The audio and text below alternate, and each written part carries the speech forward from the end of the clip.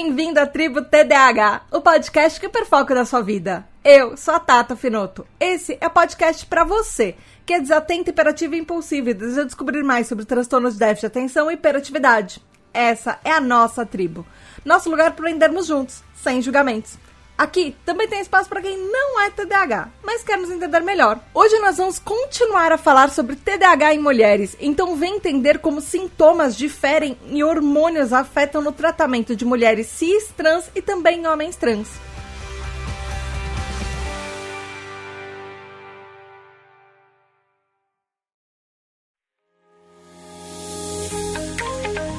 O podcast que você vai ouvir agora faz parte da campanha Hashtag o Podcast é Delas 2025, um movimento criado na podosfera independente brasileira para promover, fortalecer e amplificar as vozes das mulheres nos podcasts. Acesse o podcastadelas.com.br e saiba mais.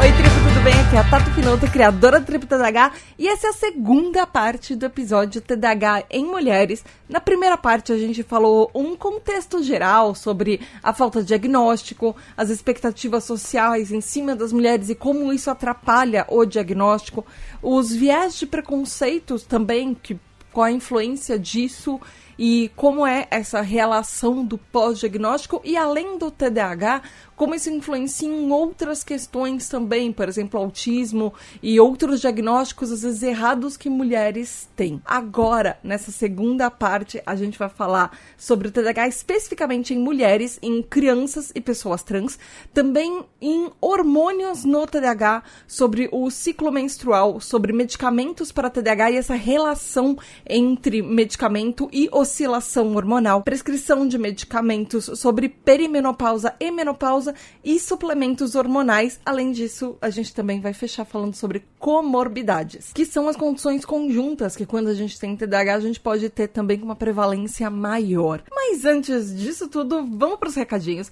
O primeiro é dê 5 estrelas onde você está ouvindo o podcast. Isso ajuda muito a que a gente fale para mais gente e que as plataformas recomendem a Tribo TDAH também. Indique para amigos, para familiares, para especialistas. E além disso, se você quiser que a Tribo TDAH continue, que todo esse trabalho dos podcasts que são gratuitos continue e você ainda tem direito a várias outras coisas, você pode ser um TDAH Hyper, que é um apoiador da Tribo TDAH. Você tem direito a um grupo exclusivo, cheio de gente que tem TDAH, tem autismo, tem TDAH e autismo junto com outras condições também. Tem uns encontros anuais que são só para apoiadores.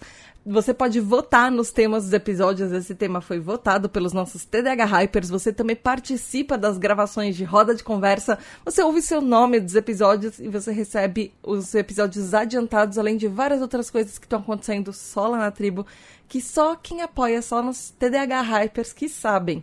Então, vai lá em apoia.se/tributadh e ajude que todo esse trabalho continue, porque a gente realmente precisa de você para que tudo isso não acabe. Além disso, os TDAH Hypers recebem parabéns no mês dos aniversários deles. E os aniversariantes de março são: dia 17 tem Letícia Lisleia, dia 20 tem Michele Sanseverino e dia 23 de março tem Nayara. Parabéns, parabéns, parabéns, parabéns, parabéns.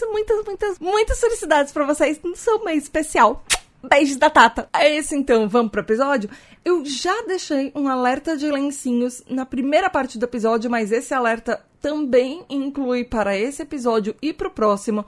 Esse episódio talvez não seja muito bom para você ouvir em lugares públicos. Ele vai conter temas sensíveis, a gente vai falar de temas que podem dar gatilhos para pessoas, como rejeição, abuso, vícios, depressão, suicídio, transtornos alimentares. Então, ouça com parcimônia. Se você precisar pausar e voltar mais tarde, ou se você não tiver um bom momento para ouvir e quiser deixar para outro dia, tá tudo bem. O episódio não vai fugir, ele vai continuar aqui. E assim como eu também já falei no episódio anterior, eu vou usar o termo TDAH em mulheres, mas isso não exclui que eu esteja falando de pessoas trans, travestis, pessoas socializadas como mulheres e também homens trans ou pessoas não binárias, por exemplo, ok? Afinal, mulheres trans e travestis são mulheres e não tem ninguém nada a ver com isso. Bom, existem várias características-chave que elas são específicas da expressão do TDAH em mulheres comparadas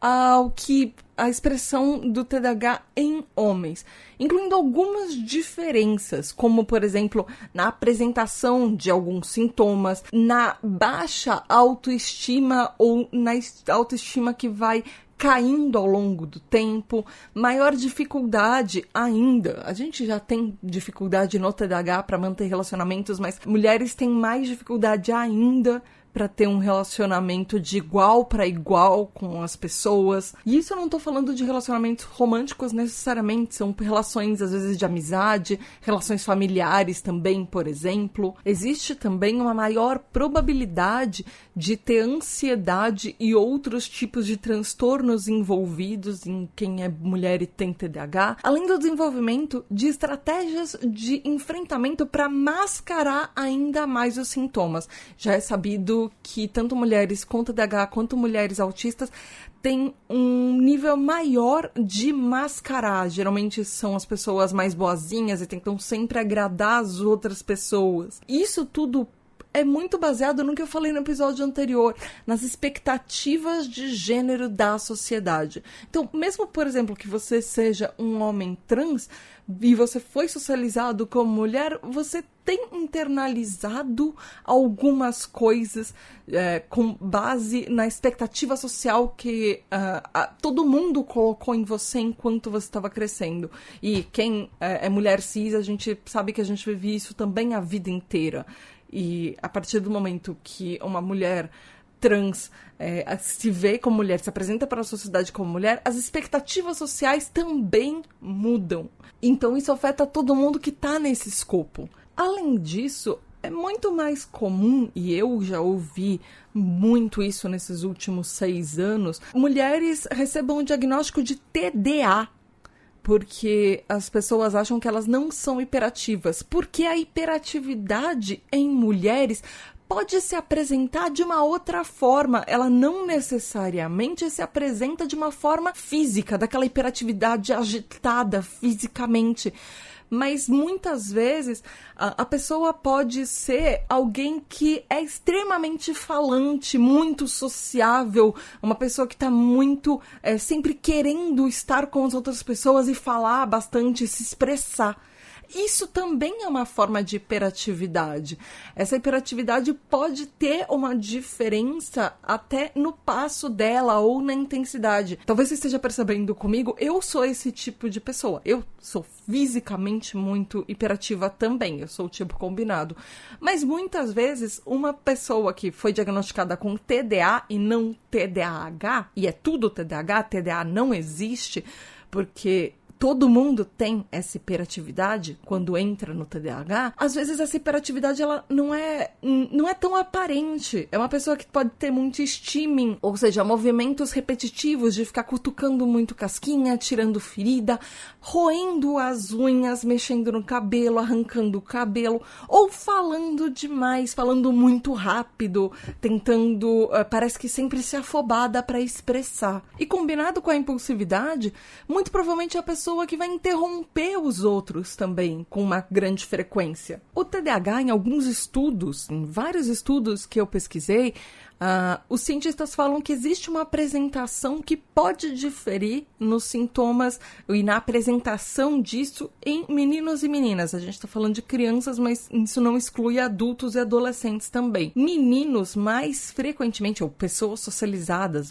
garotos socializados como meninos, apresentam uma impulsividade mais nas ações impulsivas e comportamentos mais de risco, por exemplo, e sintomas mais externos que geralmente afetam mais os outros, não necessariamente só a eles mesmos, como, por exemplo, externalizar frustrações, ficar mais fisicamente agressivos, descontar, às vezes, isso nos outros ou em ações, ter mais probabilidade de problemas de comportamento, como, por exemplo, ter mais problemas na escola, no trabalho, até por a pessoa que, por exemplo, que explode com os outros, que sai batendo porta, que sai jogando coisas, ou uma pessoa que ela não segue as regras, que geralmente quebra as regras dos lugares. São pessoas, por exemplo, crianças, são mais disruptivos em sala de aula, por exemplo, geralmente levando a mais problemas de ser mandado para a diretoria, ter problemas de comportamento, de ser suspenso, ou de ter problema com os professores, enfim, ou ficar agitando muito na sala de aula quando é criança. Em compensação, os estudos falam que meninas ou pessoas socializadas como meninas são mais frequentemente diagnosticadas com o tipo desatento de TDAH. E os sintomas, eles podem ser um pouquinho diferentes, eles podem se mostrar um pouquinho diferente. Como, por exemplo, na desorganização. Muitas vezes são pessoas que vivem acumulando coisas em casa ou no espaço de trabalho, por exemplo. Tem problema de jogar coisas fora, tem problema de manter uma rotina e ter um cronograma e seguir aquele cronograma, por exemplo. Dificuldade de achar onde estão os seus pertences ou de saber onde deixou as coisas, por exemplo, chaves ou carteira, ou, por exemplo, o telefone, os óculos, as coisas que às vezes usam no dia a dia, perder caderno, caneta, essas coisas, por exemplo. São pessoas que subestimam mais quanto que uma tarefa vai demorar, acha que vai ser bem mais rápido do que realmente vai ser, ou são pessoas que perdem mais os prazos e procrastinam mais, além de ter um nível de esquecimento um pouco maior, pelo menos os estudos falam que comparado com os meninos, com maior dificuldade de lembrar de compromissos ou mais distraídas. Aquela pessoa que você provavelmente já deve ter ouvido isso, que você tá sempre com a cabeça nas nuvens, olhando pro alto, pensando em outras coisas durante as conversas, não necessariamente focando no que estão falando com você.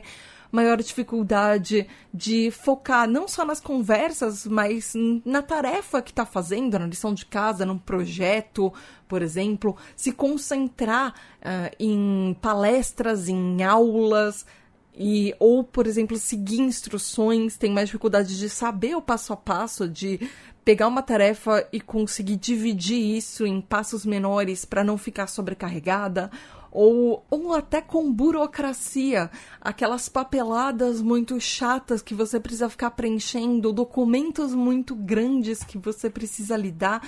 A gente tem muito mais dificuldade com isso. Além disso, a própria impulsividade pode ter um viés que nas mulheres as pessoas podem achar que é um comportamento social, mas no TDAH isso pode ter grande influência. Por exemplo, não necessariamente os estudos falam que as mulheres têm um comportamento impulsivo físico, de sair agredindo as pessoas, mas essa impulsividade pode se mostrar de outra forma.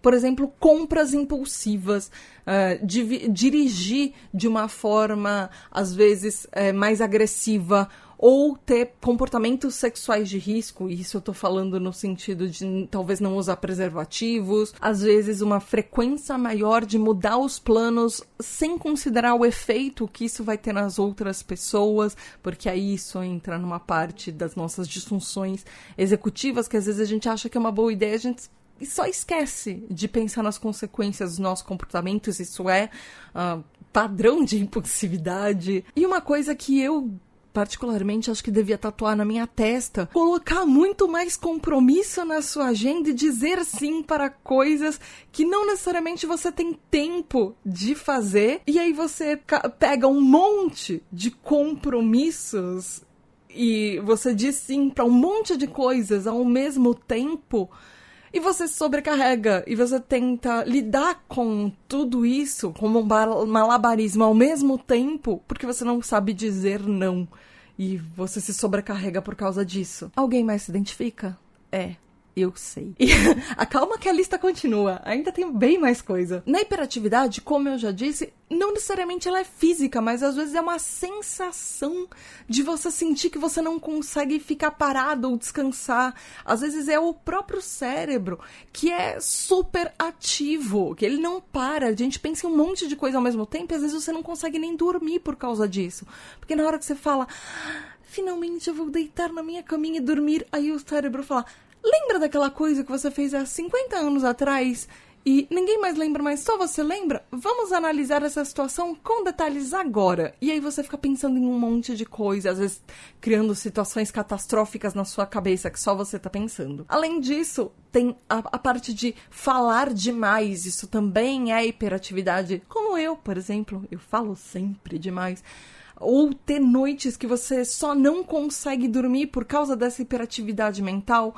Ter mais ansiedade, e isso acaba gerando em transtornos de ansiedade. Eu consegui minha carteirinha de transtorno de ansiedade recentemente também. Não que eu não tivesse antes, mas o diagnóstico só veio agora. Às vezes é aquela necessidade de sempre precisar estar fazendo alguma coisa, não conseguir parar quieta, não conseguir sentar, relaxar e descansar, porque você sempre sente que você precisa constantemente fazer alguma coisa, e se você para, às vezes você fica entediada. Ou são pessoas que têm mais stimmings, fazem mais fidgets, por exemplo, de comportamento, como balançar as pernas, ficar se balançando, andando de um lado para o outro. Esse andar de um lado para o outro, para mim, é extremamente comum. É uma forma que a minha hiperatividade ajuda na minha ansiedade. Às vezes eu consigo, como eu trabalho em casa, às vezes eu saio e fico andando pela casa quando eu tô ansiosa e quando eu quero pensar em um problema. Então eu saio pra andar pela minha casa, não que o meu apartamento seja grande, eu tenho um apartamento minúsculo, mas eu fico dando voltas no tapete da sala, enquanto a minha cabeça trabalha 1000 por hora pra eu pensar e achar uma solução pra algum problema ou alguma coisa que tá me deixando mais agitada. Às vezes tem comportamentos, como eu já disse, stimming são comportamentos repetitivos, então pessoas às vezes que roem muito as unhas ou ficam pegando na pele ou tem alguma casquinha de ferida que ficam tirando sempre, brincando com texturas e tecidos ou cabelo, rearrumando objetos ou clicando a caneta, mexendo em caneta, os objetos que estão à mão, ou às vezes a pessoa que fica murmurando e cantando uma musiquinha de e às vezes ela nem percebe que tá fazendo isso. Na apresentação de pessoas que foram socializadas como mulheres, eu achei uma coisa muito interessante, que os estudos falam que mulheres com TDAH têm uma tendência maior a ficar roendo os dentes. Tem uma tendência maior de ranger os dentes, que é aquele famoso bruxismo. Então, se você é uma mulher ou for socializada como mulher e tem TDAH e tem bruxismo, os níveis de bruxismo em TDAH são muito maiores. Talvez você nunca tenha associado uma coisa à outra. E isso, obviamente, tem a ver com ansiedade também. Ou ficar rabiscando no caderno coisas ou perto de você, coisas nesse sentido, quando as pessoas estão falando com você, tem que ficar desenhando ou escrevendo alguma coisa para poder se concentrar, ou você tem um cheiro que você gosta e você fica cheirando aquilo quando você tá mais ansiosa, enfim. E aí, se você sempre achou que você era uma pessoa que não era hiperativa, parabéns! Você provavelmente deve ter se identificado com alguma dessas coisas, e isso são formas de manifestação da hiperatividade no TDAH. Mesmo em pessoas que não são consideradas hiperativas. Mas é uma hiperatividade que eu chamaria de mais, entre todas as aspas, silenciosa.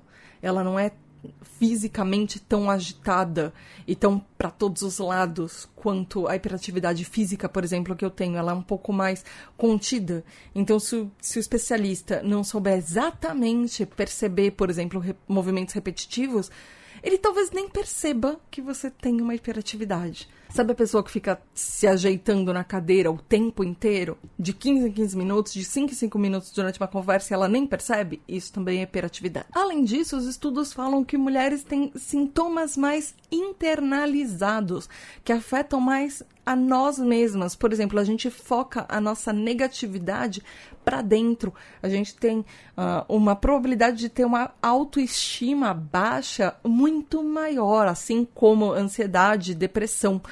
E também transtornos de humor, e não só transtornos de humor, mas uma desregulação emocional maior, uma flutuação mais rápida de humores. Às vezes está muito animado, e animado demais, às vezes muito mais que as outras pessoas, aí de repente se irrita fácil, e essa irritação vira tristeza, e às vezes o período que isso tudo acontece é questão de minutos, às vezes muito rápido. Por exemplo, uma situação que isso pode acontecer é uma pessoa que vai receber uma crítica construtiva, mas essa crítica provoca algumas reações intensas, emocionais, e aí a pessoa começa a ficar insegura.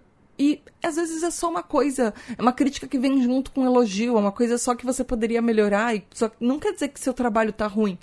Mas de tudo que foi dito, a gente vai focar na parte negativa e vai ficar ainda mais inseguro e vai ficar se sentindo mal por causa disso. Ou quando uma mudança de planos inesperados causa muito mais estresse e frustração do que ela deveria. Às vezes a gente tem mais problemas em casa ou na nossa vida social. A gente pode ser muito mais verbalmente agressiva, não necessariamente fisicamente, mas verbalmente. Você fala coisas para as pessoas, às vezes, que magoam muito mais, fala sem pensar, fala muito rápido demais também, às vezes por empolgação ou porque você não quer ser interrompida. Eu entendo, isso muito bem. Eu tenho uma ansiedade muito grande quando eu falo, e às vezes eu falo muito rápido porque eu tenho medo de me alongar demais e que eu não quero ser interrompida, porque senão eu vou perder a linha de raciocínio. Isso acontece demais comigo. E tudo isso faz com que a gente tenha muito mais diagnósticos de TDAH desatento do que TDAH do tipo imperativo impulsivo, porque são sintomas que são mais frequentemente deixados de lado e é mais difícil para as pessoas notarem. E ele pode engatilhar outros tipos de diagnóstico que não o diagnóstico de TDAH. É muito comum que mulheres, antes de serem diagnosticadas com TDAH, já foram tratadas por outras comorbidades. 14% das meninas e das mulheres com TDAH já foram prescritas antidepressivos, por exemplo, antes de alguém reconhecer que elas tinham TDAH, para começar, que essa depressão era um sinal do TDAH, era uma consequência do TDAH. 14% de meninas comparado a só 5% dos meninos que foram diagnosticados com depressão, por exemplo, antes de receberem o diagnóstico de TDAH. Existe uma diferença aí. E como eu já disse no episódio anterior, frequentemente os sintomas de TDAH nas mulheres precisam ser muito mais evidentes, e os estudos chamam de muito mais severos, para eles serem sequer diagnosticados. Então, existe uma diferença de gênero no TDAH e até de identidade de gênero. A partir do momento que você é reconhecida pela sociedade como uma mulher, você vai ter mais dificuldade para ser identificada, para ser diagnosticada. Isso inclui, obviamente, mulheres trans, porque tem um outro problema. Mulheres trans e travestis vão ter outros problemas de, antes de alguém diagnosticar com TDAH, muito provavelmente a pessoa vai olhar a transgeneridade e diagnosticar com várias outras coisas. Assim como uma mulher cis, por exemplo. Tem exatamente os mesmos problemas nesse quesito. Isso não impacta só nas diferenças dos sintomas e da apresentação, mas também nas funções psicológicas, nos sintomas físicos, nas apresentações físicas e na resposta ao tratamento e indicação a tratamento. A gente vai falar sobre isso com detalhes um pouquinho mais tarde. Mas as mulheres costumam ter scores, pontuações muito maiores em escalas de ansiedade e depressão comparadas aos homens com TDAH, porque a gente tem uma desregulação emocional maior, muito provavelmente proveniente justamente desse diagnóstico que é muito tardio. Como eu disse no episódio anterior, A média de diagnóstico de TDAH para uma mulher é entre os 30 e 40 anos. É muito mais tarde do que um menino, por exemplo, que foi diagnosticado logo na primeira infância, quando ele estava no primário ainda, na escola, e teve o acompanhamento psicológico que precisava durante a vida inteira, enquanto a mulher só foi criticada a vida inteira como se fosse uma culpa dela, um problema dela, e isso vai gerando várias outras coisas, que não simplesmente só falar, olha, todos esses problemas que você está tendo, que as pessoas estão te rotulando de desleixada, avoada, cabeça de vento, esquece as coisas, irresponsável, é por causa do TDAH. E aí, obviamente, isso tem consequências. Os próprios estudos falam que mulheres com TDAH têm maior risco, comparado com mulheres sem TDAH, de entrar em comportamentos sexuais de risco ou ter uma gravidez não planejada, são mais prováveis de ser coagidas a fazer sexo com outra pessoa, mesmo que ela não queira. Isso pode ser um gatilho para alguém, mas eu já passei diversas vezes por essa situação. Ter que fazer coisas e sentir que eu era obrigada a fazer coisas quando eu não queria, porque eu sentia que eu tinha que agradar alguém, senão eu ia deixar, a pessoa ia deixar de gostar de mim. E, querendo ou não, quando a gente é mulher, existe uma fragilidade maior em algumas situações. Eu me lembro claramente, eu já avisei que vai ter um sinalzinho de um pequeno gatilho neste momento. Não é nada grave, mas enfim. Eu lembro claramente que eu saí uma vez com um amigo pra gente jantar. E ele tava de carro, eu não. Então ele não me levou pra casa até que eu beijasse ele. E eu me senti obrigada a beijá-lo porque eu tava numa parte da cidade que eu nunca fui. Era madrugada, não existia Uber ainda, não tinha táxi. E eu não conseguia voltar pra casa. E isso aconteceu quando eu era mais velha, isso aconteceu quando eu era mais nova, quando eu tava na faculdade, com outro colega igual, só que esse eu falei que eu não ia ficar com ele, que eu tava achando que a gente ia só fazer um trabalho na faculdade, e aí ele falou que não, que ele tava me levando pra casa dele porque ele queria ficar comigo, e a partir do momento que eu falei que não, ele me largou, simplesmente numa parte da cidade que eu não conhecia, e eu tive que me virar pra voltar pra casa sozinha, numa época que não existia Uber ainda, enfim. E existem situações que para mulheres são mais frágeis. Eu, hoje em dia, por exemplo, eu tenho meu carro e eu não ando sem o meu carro. Eu não vou para lugar nenhum, nem que eu vá encontrar amigos. Bom, quando eu vou encontrar amigos que eu confio, eu não tenho problema com isso, mas eu geralmente não vou encontrar pessoas sem o meu carro, por situações que eu já passei por isso, por me sentir obrigada a fazer coisas que eu não queria, senão eu ia ficar numa situação muito mais fragilizada, sem conseguir voltar para casa, sem conseguir entrar em contato com pessoas que pudessem me buscar, por exemplo. Então, isso, assim, é uma situação simples, é uma situação cotidiana. Não deveria acontecer, mas isso foi uma coisa básica que aconteceu comigo. Já aconteceu coisas muito piores, e não só comigo, eu tenho certeza que com muita gente que tá ouvindo, que se sentiu obrigada a fazer coisas, ou para não perder o afeto de alguém, ou sentiu que era obrigação por causa de um relacionamento, ou porque ouviu da pessoa com quem estava num relacionamento que era obrigação dela. Existem diversos motivos porque isso acontece, mas a gente tem uma probabilidade, até os estudos mostram que isso é muito mais frequente de acontecer com a gente. E a gente, eu tô falando mulheres comparadas com pessoas que não têm TDAH. E aí existe um estigma social em torno desse comportamento sexual de risco, especialmente para mulheres, e ainda mais impacta mulheres com TDAH, que pode aumentar ainda outros problemas sociais, limitar oportunidades de trabalho, várias outras oportunidades de vida também. E além disso, existe essa baixa autoestima que vem com tudo que eu falei de diagnósticos tardios, que em mulheres com TDAH é muito maior. Essa vulnerabilidade comparado com mulheres que não têm TDAH. Além do estigma social que eu já falei, ter problemas de assédio sexual ou exploração ou relacionamentos abusivos, nossa, é muito comum mulheres com TDAH já terem se envolvido em relacionamentos abusivos. Não só mulheres, homens com TDAH também, mas pessoas com TDAH de uma forma geral. As nossas probabilidades de entrar num relacionamento abusivo são maiores. Ou ter relacionamentos que são impróprios, ou comportamentos sexuais de risco, como eu falei, e ISTs, por exemplo.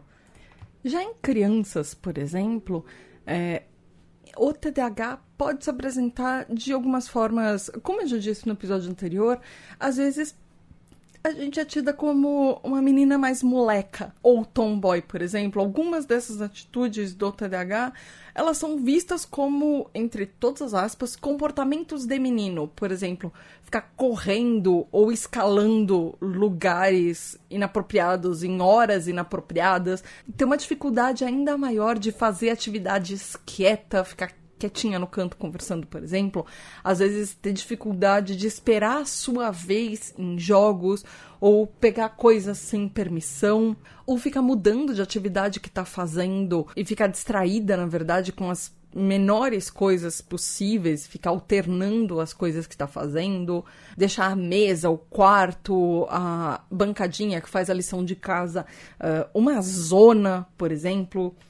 E quando eu falo de ter dificuldade para fazer atividades quieta num canto, às vezes é o oposto. Às vezes esse diagnóstico do TDAH não vem porque é justamente a criança que só fica quieta no canto brincando sozinha. Bem quietinha e não atrapalha ninguém. E aí as pessoas não identificam esse TDAH justamente por causa disso. Já em pessoas trans, existe uma diversidade de outras questões que a gente precisa considerar também. A começar pela falta de literatura explicitando pessoas trans ou com diversidade de gênero e TDAH. Eu já falei isso no outro episódio, mas quase não existem estudos sobre minorias de gênero no TDAH. É muito mais difícil de achar estudos só sobre mulheres, mulheres adultas, e ainda mais raro achar sobre pessoas trans. Pessoas não binárias, então, nossa, nem se fala. Apesar de terem estudos falando que existe, sim, uma diversidade de gênero, uma variabilidade de gênero muito maior na comunidade neurodivergente. É muito mais provável que pessoas neurodivergentes, na verdade, a proporção de pessoas neurodivergentes, pessoas com TDAH e pessoas autistas, que são LGBTs, é muito maior comparada com a proporção de pessoas que não são neurodivergentes, pessoas neurotípicas, por exemplo. E mesmo assim, não há estudos, praticamente não há estudos a respeito de como isso afeta as pessoas. Então, comparado com um dos estudos que eu peguei, ele comparava a idade e demográfico de dados de pessoas cis com pessoas trans, e eles acharam uma prevalência ainda maior de TDAH em pessoas trans ou pessoas com diversidade de gênero, de 2,4 para 5,6, mais prevalente em crianças entre 3 a 9 anos de idade, por exemplo, e de 4,7 até 12,6 vezes mais prevalente em adolescentes entre 10 e 17 anos de idade. E 4,3% de pessoas trans ou de gênero diverso em adultos. Que isso é significativamente maior do que a prevalência da população neurotípica, que, sendo pessoas trans, é 1,1%. Então, olha isso, 4,3% dos TDAHs são pessoas trans, enquanto na população geral a proporção é de 1,1% para os neurotípicos. A prevalência de TDAH em pessoas trans ou de gêneros diversos é o termo que os estudos usam, tá, gente? Eu estou usando os termos que eles chamam de gender diverse person. Então, pessoas com diversidade de gênero, a prevalência em adultos é muito maior.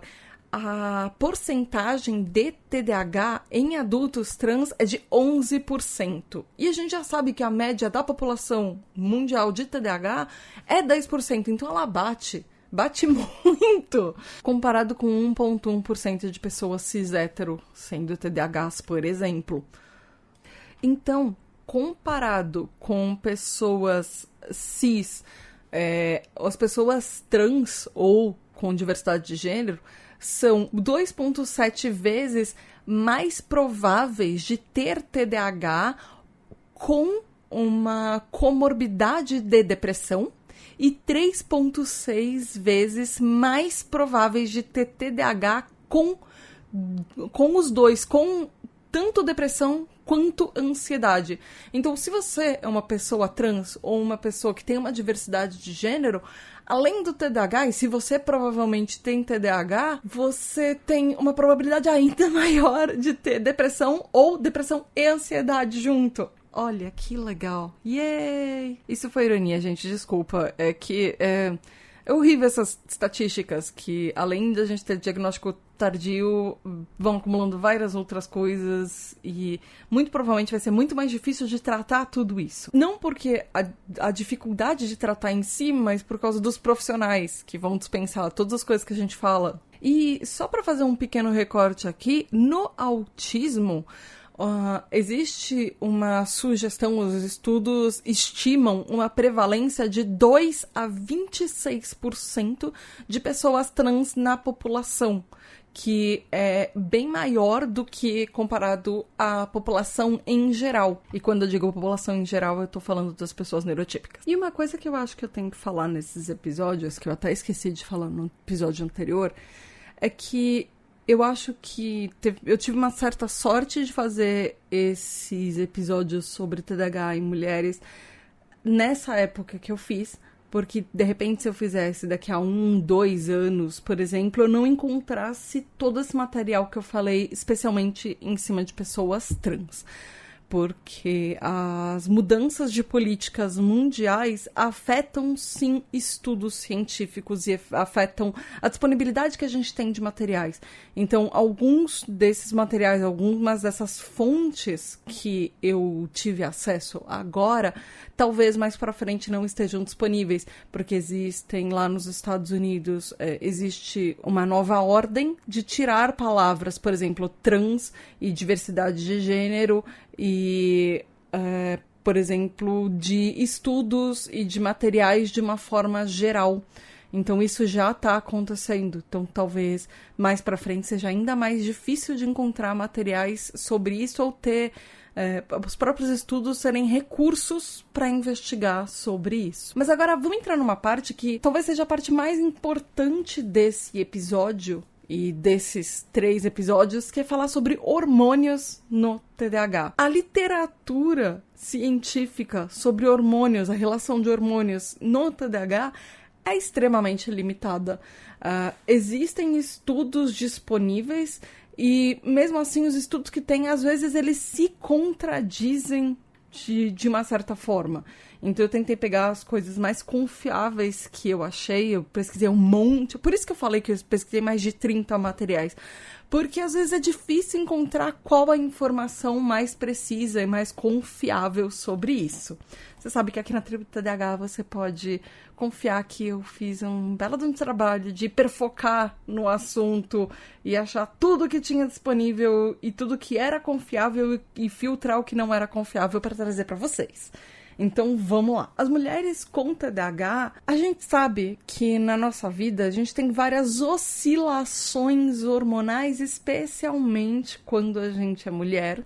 E eu também tô falando, por exemplo, de pessoas trans que fazem reposição hormonal, até porque mulheres cis também fazem reposição hormonal em diversas fases da vida. Cada um desses episódios de mudanças e oscilações hormonais, nós mulheres sofremos de 2 a 3 vezes o aumento da frequência e da severidade dos sintomas do TDAH e dessas mudanças ao longo da vida. isso incluindo em ciclos menstruais, por exemplo, ou isso conta pessoas com útero de uma forma geral, ou pessoas por exemplo, travestis também, que fazem reposição hormonal, também têm oscilações hormonais, por mais que não menstruem. Também isso acontece, por exemplo, após ter um filho, e existe uma diferença entre o primeiro e o segundo filho nessas mudanças hormonais afetando o TDAH, e também em transição de menopausa. Então, as flutuações hormonais ao longo da vida, elas têm mais impacto no TDAH. Os níveis de dopamina no TDAH são reduzidos. E a gente já tem um problema de uma dopamina que já é reduzida normalmente, então ela fica ainda mais baixa.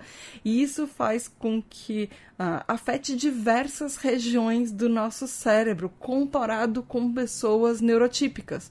Então vai aumentar a sensação que a gente tem de alguns sintomas do TDAH e reduzir a tolerância que a gente tem de humor e, consequentemente, aumentar essa oscilação e essa desregulação emocional que a gente tem também. Se você, de repente, sente que em alguns períodos do mês você fica ainda mais brava ou mais irritada por pouca coisa e você achou que fosse TPM, sim, pode ser a TPM, mas com o agravante do TDAH, porque essa oscilação, essas mudanças de níveis hormonais através do ciclo menstrual, por exemplo, elas têm um impacto e um papel nos sintomas de TDAH, elas ampliam os sintomas do TDAH. Então isso faz com que os nossos níveis de estrogênio diminuam num contexto e aumenta os níveis de progesterona e de testosterona que são associados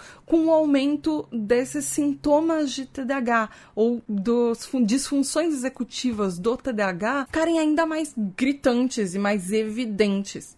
Então a gente tem uma maior vulnerabilidade durante essas flutuações hormonais ao longo da vida. E isso aumenta a prevalência ainda de depressão. A gente tem mais chances de ter episódios, não episódios de depressão, mas talvez de DSR, disforia sensível à rejeição, e nesses períodos, e ainda mais aumenta as chances de ter depressão após a puberdade.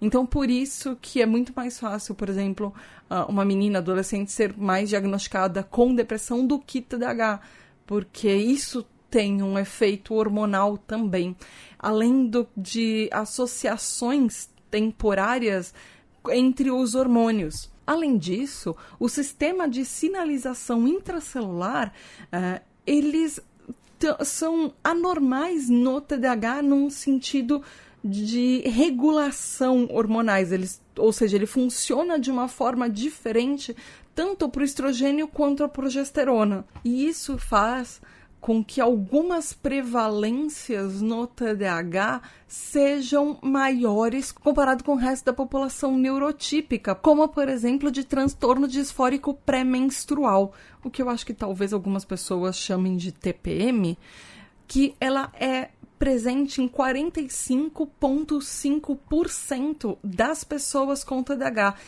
E, para você ter uma noção, ouvinte, isso é muito alto comparado com a prevalência na população neurotípica, porque os nossos 45,5% de mulheres com esse transtorno pré-menstrual é comparado com 28,7% em neurotípicas.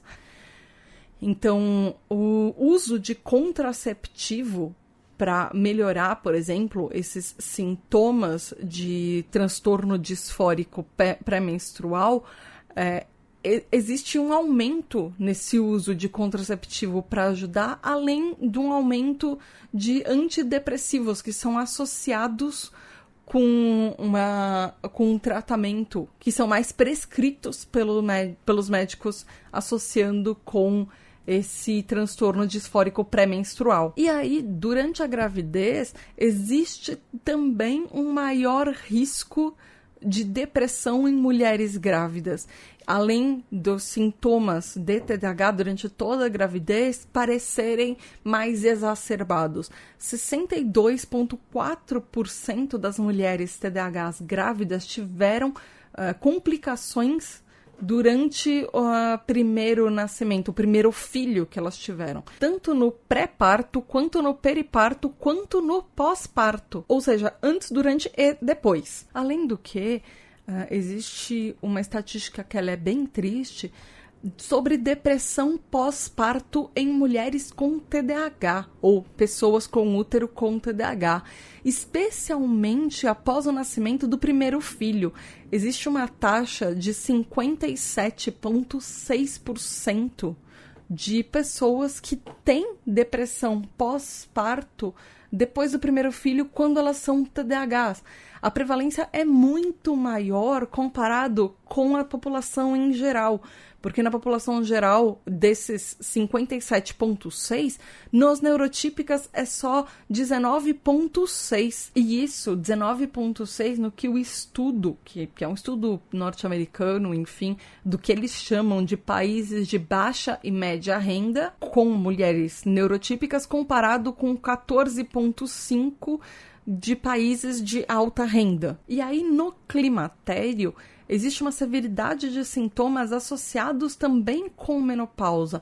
E a peri- e pós-menopausa tem mais sintomas de climatério do que no TDAH comparado na população em geral, ou seja, em neurotípicas. O que isso faz com que aumente ansiedade, depressão, disfunções sexuais, complicações vasomotoras e complicações somáticas. E agora, especificamente no ciclo menstrual com relação ao TDAH e aos nossos medicamentos para TDAH. E você pode imaginar, ouvinte, que se já não tem muitos estudos sobre hormônios, estudos sobre ciclos relacionados a flutuações hormonais são ainda menos investigados na população em geral e ainda menos no TDAH. Então, são bem mais raros os estudos que falam sobre isso. Mas existe uma eficácia que ela depende do ciclo,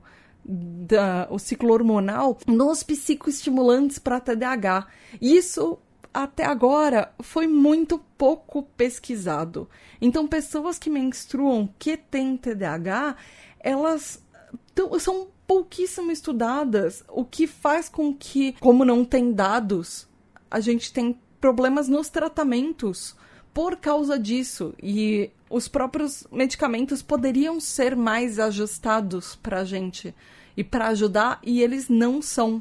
Por quê? Porque isso é um problema de falta de dados, é uma falta de pesquisa, falta de estudo a respeito. Por todos os problemas que eu já falei na primeira parte do episódio. Mas a gente já sabe, a gente acabou de falar que os sintomas do TDAH pioram durante as oscilações hormonais, especialmente na segunda parte do ciclo menstrual, chamada fase lútea. Isso por quê? Porque os níveis de estrogênio flutuam junto com os níveis de progesterona durante esse ciclo menstrual. Isso faz com que eles tenham uma diferença, uma influência diferenciada nos efeitos dos estimulantes, dos remédios estimulantes, nas pessoas que menstruam que têm TDAH. O estrogênio, ele tem uma influência positiva nos efeitos e na efetividade dos psicoestimulantes. E esses efeitos, eles são nivelados por altas concentrações de progesterona. Então, existe uma relação positiva entre o estrogênio e a anfetamina, os efeitos da anfetamina, que é um dos princípios ativos mais usados em medicamentos para TDAH. Mas existe uma correlação negativa entre a progesterona e a efetividade das D-anfetaminas. O que faz com que, dependendo do tipo de medicamento que você use para TDAH e da fase do seu ciclo menstrual ou da fase da sua oscilação hormonal, você vai ter a sensação de que o medicamento vai ser mais ou menos efetivo e os seus sintomas de TDAH vão estar mais ou menos controlados ou descontrolados. O que faz com que piore todos os sintomas de TDAH, inclusive durante as semanas pré-menstruais, porque a prevalência de TPM, de síndrome pré-menstrual, é de 45,4% nas relações de disforias de humor em mulheres com TDAH, que é, obviamente, mais alta em comparação com as mulheres neurotípicas. A prevalência de TPM, de síndrome pré-menstrual, varia entre 20% e 50% no TDAH, o que faz com que a gente tenha mais tendência a humores depressivos, hiperresponsividade emocional, que também pode ser chamada de hipersensibilidade emocional. E a gente sabe que no TDAH a gente já tem hipersensibilidade tanto a coisas físicas, tato, cheiro, olfato, barulho, luminosidade, enfim, mas a emocional fica ainda mais agravada por causa de estímulos sensoriais, por exemplo, até retenção de líquidos no organismo, a dor e até o efeito insuficiente da dosagem de psicoestimulante. Mas eu tô falando dos psicoestimulantes, primeiro que é primeira linha de tratamento de TDAH, primeira linha de medicamento para TDAH, ao mesmo tempo é o que mais tem estudo. Não tem muitos estudos sobre outros tipos de medicamento. Mas antes disso, eu deveria ter falado uma coisa, na verdade isso tá depois de um roteiro que eu fiz, mas talvez eu devesse ter falado antes, que é um outro problema, é um problema que entra antes disso tudo, que é a prescrição de medicamentos para mulheres, pessoas trans, travestis, pessoas que foram socializadas como mulheres e até homens trans com TDAH. Quando a gente tem sintomas mais internalizados de TDAH, a gente tem menos chance de, além de receber o diagnóstico, a gente recebe menos, a gente tem menos chance de receber a prescrição de um medicamento estimulante para TDAH, mesmo que a gente tenha o diagnóstico. E apesar de ser a primeira linha de tratamento, não vai ser a primeira opção do médico para tratar o TDAH para mulheres. Porque para homens é sempre a primeira opção, é a primeira linha de tratamento. Então, alguns estudos falam que mulheres precisaram visitar mais e ter mais consultas com o psiquiatra ou com cuidados primários e médicos antes de receber finalmente um diagnóstico de TDAH. E as mulheres que foram diagnosticadas com TDAH e receberam a prescrição de psicoestimulante, elas são um número muito mais frequente do que os homens. E geralmente, quando ela finalmente recebe essa prescrição, elas já são muito mais velhas do que os homens na idade que eles receberam a primeira prescrição de um psicoestimulante para TDAH. Geralmente, é muito mais comum, os estudos falam, que a gente receba a prescrição de medicamentos não relacionados ao TDAH antes do diagnóstico e mesmo depois do diagnóstico. E o mais comum é receber a prescrição de antidepressivos. Porque os antidepressivos, tem muitos deles que são associados não só com tratamento de depressão, mas também de ansiedade. Eu, por exemplo, comecei tratamento para ansiedade com um ansiolítico, que é um antidepressivo. O que para mim funciona muito bem porque eu tenho os dois. Mas é muito mais comum que a gente receba a prescrição disso do que de um medicamento para TDAH, mesmo tendo TDAH. E não só isso acontece na prescrição de medicamento, mas as mulheres geralmente são muito mais velhas do que os homens quando elas finalmente recebem o diagnóstico. A idade que elas têm é muito maior do que mulheres quando recebem o diagnóstico. O que faz com que a gente descontinue o tratamento mais cedo, porque quando a gente recebe o medicamento errado e a gente percebe que ele não está funcionando ou que não é exatamente para aquilo que a gente precisava, as chances de descontinuar são muito maiores. Então, mulheres em geral com TDAH têm uma probabilidade maior de ter crenças mais negativas sobre medicamentos e menor confiança. A gente confia menos, a gente acredita menos nos médicos, porque eles descartam mais a gente, eles não ouvem mais a gente. Então, mulheres com TDAH têm menos probabilidade também fazer um tratamento e continuar o tratamento de metilfenidato, por exemplo, que é o tratamento mais comum para homens e para o TDAH de uma forma geral, especialmente se essas mulheres não estão satisfeitas com a comunicação que tem com o seu médico, porque o que a gente acredita sobre medicação e os efeitos colaterais, as influências disso, muda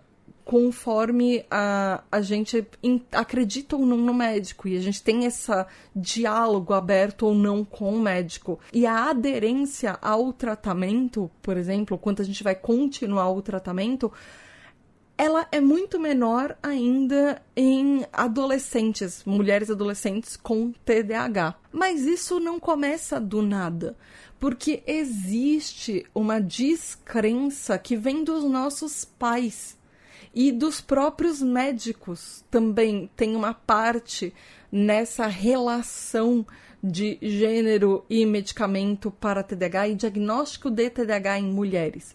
Porque os próprios pais têm uma crença menor de que medicamentos para TDAH afetam positivamente a vida das crianças quando elas são socializadas como mulheres. Então, isso é associado também a uma menor continuidade no tratamento de TDAH para quando são crianças socializadas como mulheres. Então, os próprios figuras parentais são, às vezes, as primeiras pessoas que param o tratamento do TDAH quando são meninas. E aí, finalmente, quando medicações estimulantes são prescritas como um tratamento efetivo para o TDAH em mulheres, essa efetividade pode diferir por causa das nossas oscilações hormonais. Então, essas diferenças se tornam ainda mais evidentes durante a puberdade, como a gente falou agora há pouco. Até por causa dos caminhos de desenvolvimento que divergem e as diferenças na composição corporal, nos hormônios, isso tudo vai interferir também no tratamento e no medicamento. Então, mesmo meninas pré-púberes, elas podem já responder de uma maneira diferente aos estimulantes do que os meninos na mesma idade. Porque muitas vezes esse medicamento já mostra uma redução nos sintomas iniciais que deveriam ser mais fortes, ou os efeitos eles começam a passar muito mais cedo. Ou seja, a duração dele no nosso organismo pode ser muito menor. Além do que, a vida já não é fácil quando a gente é socializada como mulher ou quando a gente tem certos hormônios correndo pelo nosso corpo. Então, as experiências de mulheres são mais frequentes da gente ter efeitos colaterais, até por causa da medicação. Então, a gente tem potencialmente mais sensibilidade a alguns ingredientes, algumas substâncias que são inativas nos medicamentos. Existe sim uma resposta farmacocinética que ela é diferente dependendo dos hormônios que a gente tem ou que a gente faz suplementação. E além disso, além de todos esses fatores que eu já falei, há diferenças individuais nos efeitos dos estimulantes que podem ser genéticas. A farmacocinética e a neurobiologia podem afetar nisso, a disponibilidade de receptores e da distribuição desses medicamentos no nosso sistema. Existem também as diferenças neurobiológicas basais. Os estudos chamam entre os sexos, mas dá para entender que é dependendo do hormônio e do sistema dopaminérgico que a gente tem, porque isso pode ter um impacto enquanto o medicamento é eficaz, quanto ele é eficiente, por exemplo, um psicoestimulante, e por isso é mais frequente que mulheres tenham um sistema dopaminérgico mais sensível, ou seja, que a gente tenha maior disponibilidade de receptores de dopamina tipo 2 estriatais, que vão influenciar nessa absorção dos medicamentos, além do que alguns estudos falam que garotas podem ser mais sensíveis a metilfenidato do que meninos. Além do que a gente tem uma maior concentração de transportadores de dopamina no núcleo caudado, comparado com os homens. E isso tudo também é uma influência do estrogênio, porque ele muda as atividades dopaminérgicas. Eles aumentam a liberação de dopamina no estriado, e os principais hormônios, que nos estudos eles chamam de hormônios reprodutivos, eles aumentam para níveis mais altos também, desde a puberdade. Mais na puberdade feminina do que na puberdade masculina. O que isso acaba também afetando pessoas que fazem reposição hormonal, por exemplo, pessoas trans. E já que a gente está falando de suplementação hormonal, tem vários sintomas do TDAH que eles podem aumentar ou diminuir dependendo das flutuações de estrogênio e progesterona no nosso sistema. Até porque o estrogênio tem um efeito que ele é meio protetor, tanto na nossa cognição quanto na regulação emocional. E nos sintomas de TDAH, eles tendem a piorar quando a gente tem essa queda de estrogênio, quando tem essa oscilação de estrogênio. E os contraceptivos hormonais orais, que são conhecidos como a pílula anticoncepcional, enfim, tipicamente, eles contêm um estrogênio e progesterona sintéticos. E tem muitos médicos que prescrevem justamente essas pílulas hormonais de forma oral, ou seja, pílula mesmo, para você tomar, para estabilizar os níveis de hormônio nas mulheres e tratar síndromes pré-menstruais ou transtornos disfóricos pré-menstruais. Além disso, isso trata também outras questões, como, por exemplo, ovário policístico, que é extremamente comum, ou pode fazer reposição hormonal para pessoas trans. É extremamente comum pessoas tomarem isso. E sim, essas pílulas podem ajudar a estabilizar as flutuações de estrogênio e progesterona,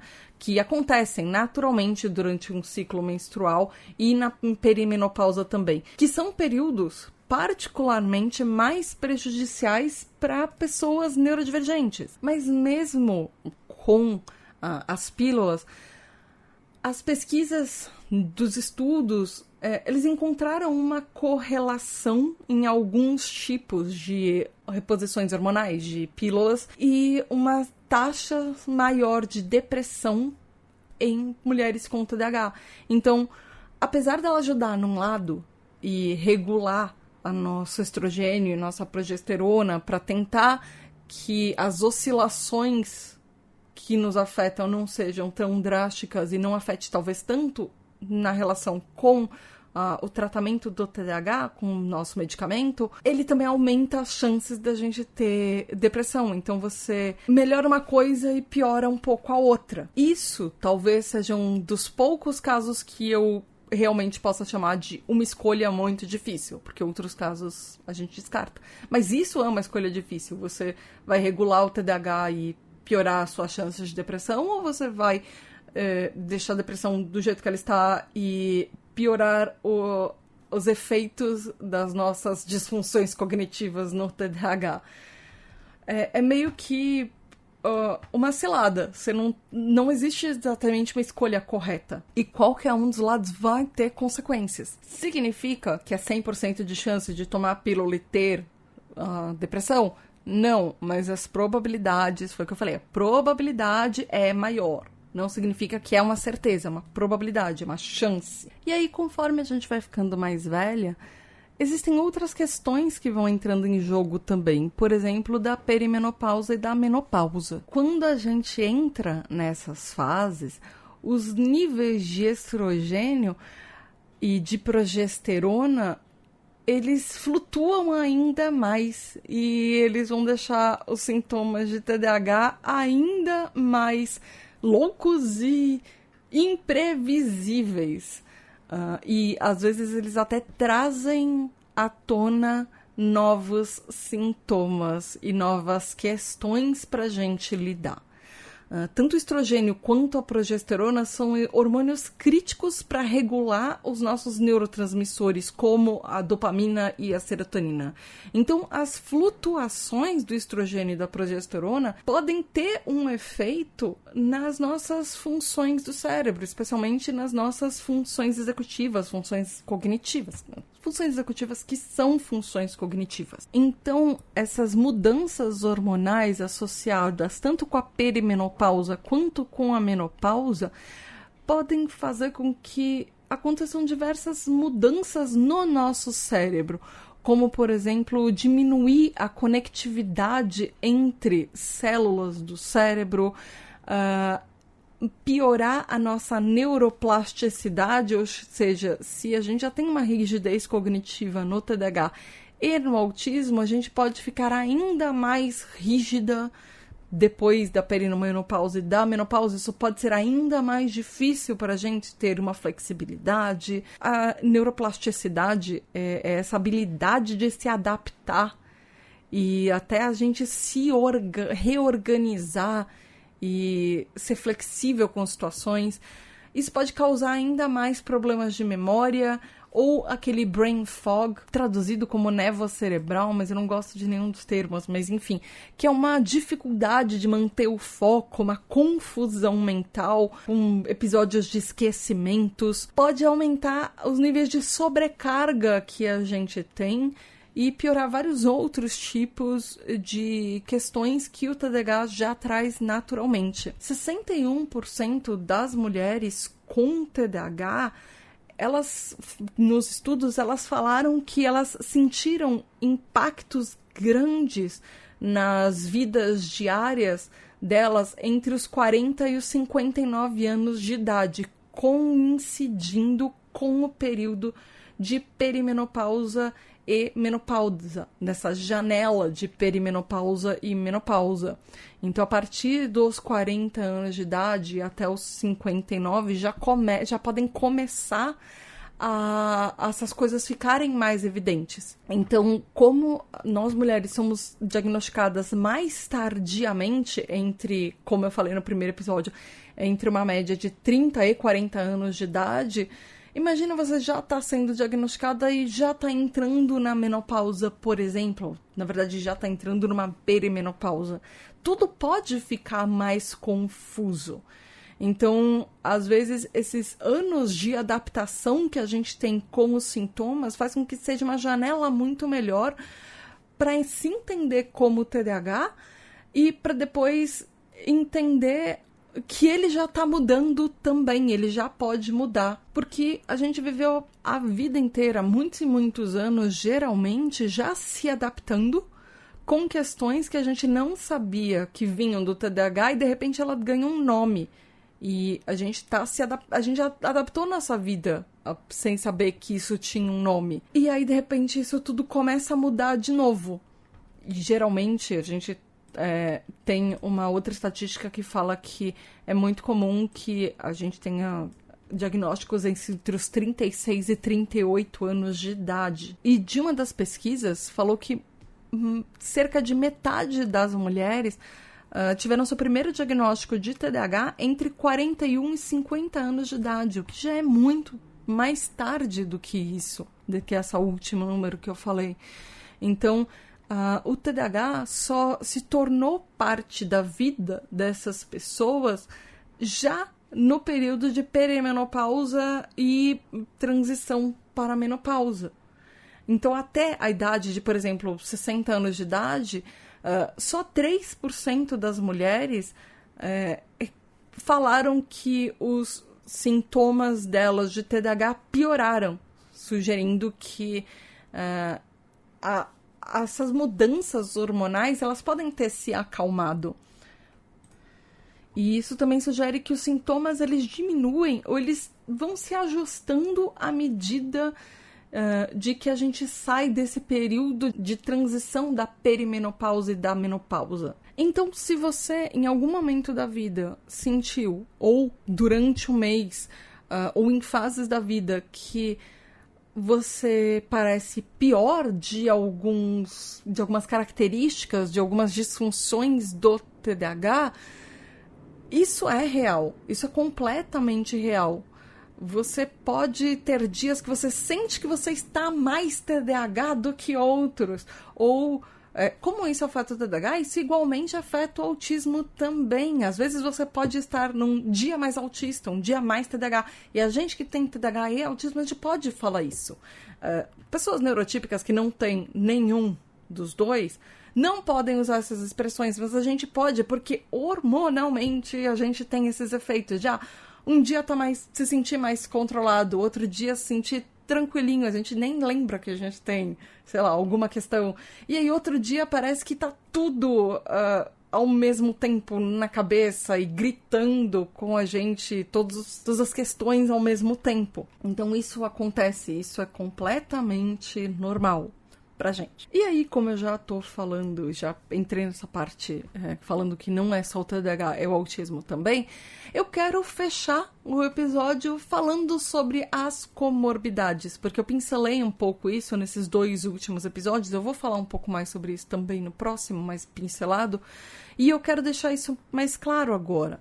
O TDAH, independente da sua identidade de gênero, frequentemente vem acompanhado por comorbidades, ou seja, condições conjuntas que a gente tem mais chance de ter só por ter TDAH.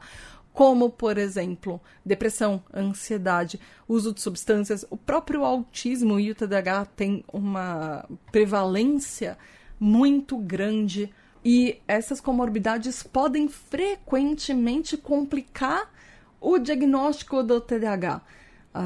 Os médicos eles têm uma tendência a tratar a comorbidade antes do TDAH e, às vezes, nem olhar o diagnóstico de TDAH, ignorar ou falar depois a gente vê isso. Depois vamos tratar o TDAH é o equivalente, na minha cabeça, é o equivalente ao na volta a gente compra do médico. Você provavelmente já ouviu, primeiro a gente trata a depressão, primeiro a gente trata a ansiedade e depois a gente trata o TDAH. Então você ouviu o na volta a gente compra versão médico. E como a gente estava falando até agora, as próprias comorbidades podem ter uma diferença em mulheres comparadas com homens. O autismo e o TDAH, eles são mais comuns, por exemplo, em pessoas que acabam desenvolvendo bulimia nervosa, por exemplo, ou compulsão alimentar, comparado com pessoas neurotípicas. Então, é muito mais frequente que pessoas com TDAH e autismo tenham algum tipo de transtorno alimentar. É bem mais frequente do que na população neurotípica, por exemplo. E aí, comparando a nossa sociabilidade, a nossa socialização, é muito mais frequente que mulheres tenham mais problemas desadaptativos do que homens, com problemas psicossociais associados.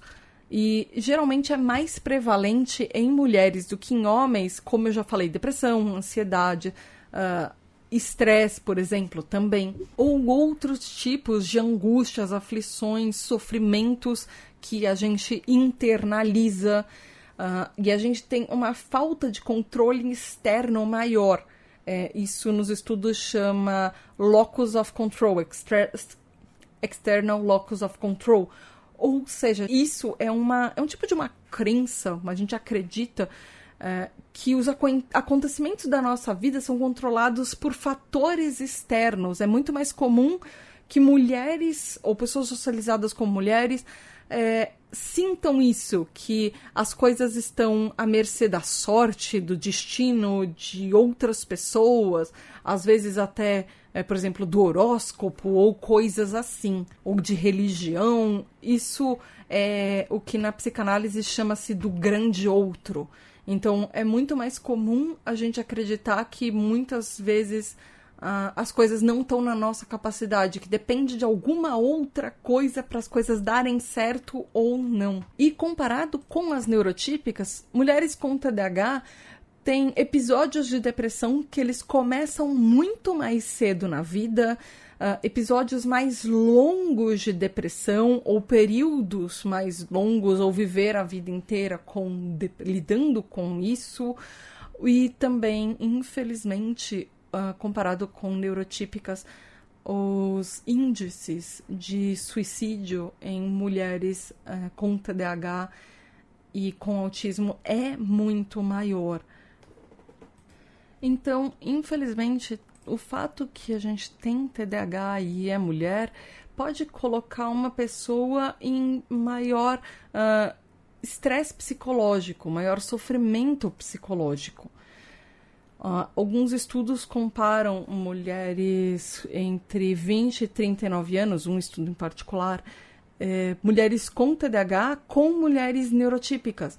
E eles falaram que, comparado com as neurotípicas, quem tem TDAH tem 2 vezes mais prevalência de abuso de substâncias, sendo álcool, drogas, ou ser uma pessoa fumante, ou ter transtornos depressivos, ou sofrer de pobreza extrema, ou ter sofrido abuso físico na infância. Pessoas que apanhavam muito, por exemplo, ou algum outro tipo de abuso físico. Além disso, quando a gente é TDAH mulher, a gente tem 3 vezes mais chance, comparado com as neurotípicas, de ter insônia, dores crônicas, ideações suicidas, abuso sexual na infância, ter sofrido isso, e ter um transtorno de ansiedade generalizada, que é o TAG, que a gente chama só de, às vezes, de ansiedade de vez em quando, que eu chamo às vezes só de ansiedade de vez em quando, mas geralmente eu tô querendo dizer TAG. E aí alguns estudos compararam garotas com TDAH com garotas sem TDAH em um período, não foi um estudo longo, num período de 5 anos. E aí o TDAH foi associado a aumentos mais significativos ao longo da vida de enxaquecas, dores de cabeça, dores de estômago ligadas à saúde mental. Então, se você tem, por exemplo, problemas para ir no banheiro por causa de estresse, isso acontece muito no TDAH e no autismo. Dores crônicas e fadiga. O próprio autismo com o TDAH, como eu disse, ele tem índices de comorbidade, de acontecerem juntos, que são muito grandes. Além disso, tem mais índices de tiques, ou que são movimentos repetitivos, às vezes súbitos, ou ter problemas com administrar tempo, problemas com administrar dinheiro, principalmente, ou uma falta de sono crônica, problemas crônicos para dormir, de uma forma geral, transtornos bipolares, TOD, que é transtorno do opositor desafiador, transtornos de conduta, síndrome de Tourette, enureses. Enureses seria depois da idade que a criança já aprendeu a controlar a bexiga, ela ainda faz xixi na cama ou xixi na calça. Isso é mais frequente em meninas com TDAH comparada com meninas neurotípicas também.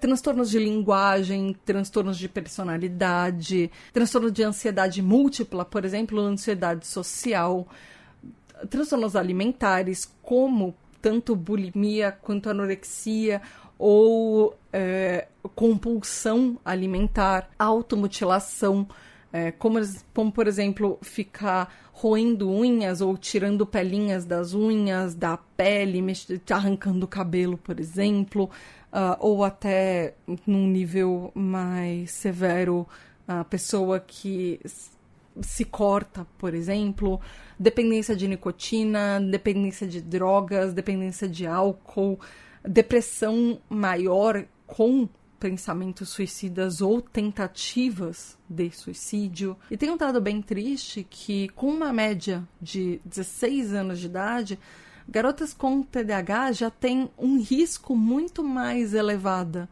a transtornos antissociais, transtornos de humor, de ansiedade ou de vícios. Por isso que é tão importante o diagnóstico cedo de TDAH. E por isso que é tão importante contar para as crianças e para as adolescentes que elas têm TDAH. Porque isso é uma forma de prevenção, de estratégia de prevenção de um monte dessas coisas. Porque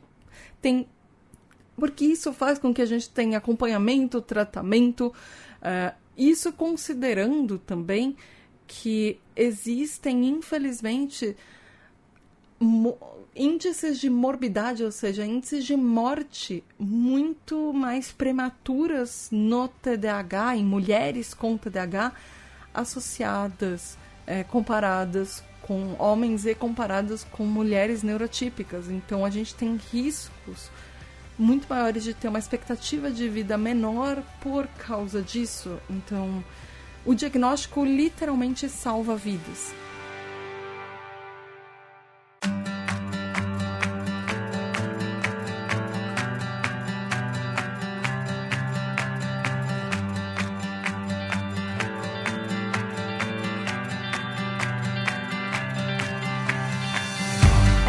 Por hoje. Eu sei que isso não foi um episódio fácil e eu não terminei de uma maneira leve ou positiva como eu geralmente gosto, mas eu acho que essas informações eu vou deixar vocês pensando e ruminando sobre essas informações até o próximo episódio, porque são questões bem sérias que a gente precisa refletir a respeito.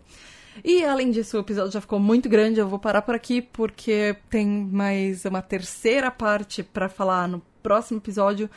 E a gente vai discutir os impactos de tudo isso que eu falei até agora, como se falar sobre as comorbidades não fosse impacto suficiente, tem mais um monte de coisa pra gente falar. Sobre o nosso bem-estar socioemocional, estratégias de enfrentamento desadaptativas que eu já mencionei aqui nesse episódio, relacionamentos difíceis, falta de controle, essa sensação de falta de controle, e a nossa autoaceitação pós-diagnóstico, como isso muda. E também a gente vai terminar o terceiro e último episódio dessa série com dicas. Então eu vejo vocês na semana que vem. Não se esquece que toda a Tribo TDAH depende de você para continuar. Seja um TDAH Hyper, apoia a Tribo TDAH e vem para o nosso grupo exclusivo da Tribo TDAH, que é o melhor grupo para TDAHs e autistas e quem tem TDAH também. E a gente vai discutir sobre tudo isso e também a gente fala sobre 500 zilhões de outras coisas que não os episódios. Se você não tá em dia com os episódios, tudo bem. Você pode entrar lá no grupo e conversar que tá tudo bem, não tem cobrança. Você pode falar sobre tudo, sobre os seus hiperfocos, enfim. Vai lá em apoia.se/TribuTDH. Além disso, quem participa dos episódios também vota nos temas, ouve os episódios adiantados, descobre um monte de segredos de bastidores e novidades que só os TDAH Hyper sabem, e tem direito aos encontros anuais que são maravilhosos. É isso. Vai lá, apoia.se/TribuTDH e vem fazer parte da tribo. Além disso, você pode conversar comigo, falar o que você achou desse episódio, se você se identificou, se você já passou por algumas dessas coisas. Vá lá em @TribuTDH em todas as redes sociais, inclusive no Blue Sky, que eu tô bem mais ativa por lá. É isso. Beijos da Tata, até semana que vem e tchau! e feliz mês da mulher. E muito, muito, muito obrigada aos nossos queridos, incríveis, maravilhosos TDAH Hypers, que são os apoiadores da tribo TDAH e fazem tudo isso acontecer. Gabriel Nunes, André Luiz Carvalho, Edu Caetano, Skyatura, Rafa, Mari Mendes, Leonardo Loza, Aline Emia, Ricardo Bruno Machado, Brunner Titonelli, Alexandre Maia, João Queiroz, Aline Coelho, Juliana Costa, Paulo Alexandre Maia Canal, Ana Márcia de Lima, Tabita Moreira, Ananda Krishna, Diego Quinto, Amor da Sodré, Michele, Kel Bonassoli, Fábio Brunetti, Caroline Duarte, Jackson Luiz, Caio Geraldini, Zé, Lexo, Gabriel Alberto, Sandro Tomiti, Eric Alves, Luísa Carvalho, José Martins, Kiara Campos, Franklin Melo, David Correia, Vinícius Paes, Maeli, Ana Luísa, Vanderlan Costa, Bel Castro, Chinodex, Virgílio, Tamires da Silva, Laís Calazans, Thiago Luz, Alessandra Spendorello, Tainá Moreira, Bianca Eunice, Jadson, Marina, Caio Guilherme, Letícia Lisleia, Rafael Ribeiro, Andréia Ferraz, Wesley Rueda, Diego Correia, Adriana Leopoldi, Cacá, Luiz Gustavo, Gustavo Arruda, Andrei, Alice Portugal, Thalita Camargos, Carlos Isaac, Val Armanelli, Éder, Mônica Becker, Wagner Sabado, Marco Antônio, Fernando Finot, Tereza Cristina, Nick Taranto, Larissa Alice, Matheus Leiner, Amauri, Renato Ribeiro, Bruna Barlac, Eduardo Padoan, Rafa Brito, Anglônio Dan, Paulo, Lara Torres, Michele Menezes, Disraeli, Cristal, Alfredo Neto, Hugo Yazu, Vinícius Carvalho, Guilherme Burjac, Marcelo Biassussi, Mariana Branco, Anderson Torquata, Ivana, Nayara, Héctor e Ritter, Natália Gonçalves, Samuel Fabel,